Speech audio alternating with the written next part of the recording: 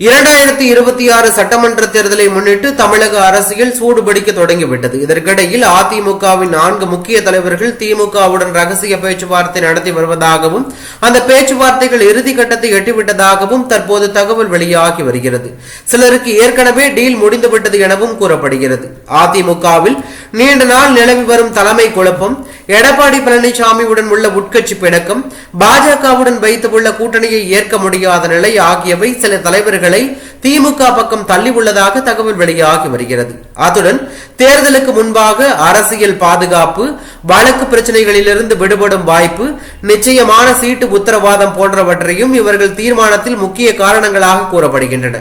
இதற்கிடையில் பாஜக தரப்பில் அதிருப்தியும் எச்சரிக்கைகளும் கிளம்பி உள்ளன. திமுகவுக்கு நீங்கள் மாறினால் அதன் விளைவு வேறு மாதிரியாக இருக்கும்.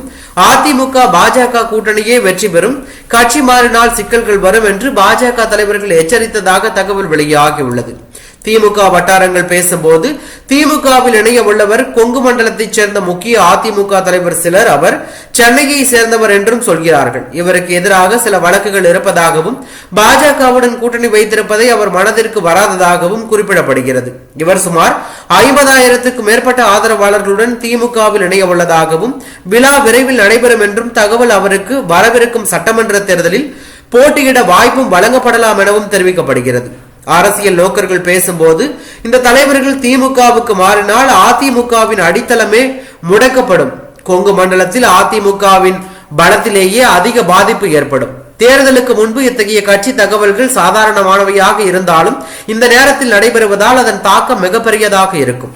அதிமுகவின் இந்த உட்கட்சி அதிர்வு, பாஜகவின் கவலை, திமுகவின் பலம் இவை அனைத்தும் சேர்ந்து 2026 தேர்தலுக்கு முன்பாக தமிழக அரசியலை இன்னும் அதிகமாக கவர்ச்சிகரமாக்கும் சூழல் உருவாகி உள்ளதாக தகவல் வெளியாகி பரபரப்பையும் அதிர்ச்சியும் ஏற்படுத்தி உள்ளது.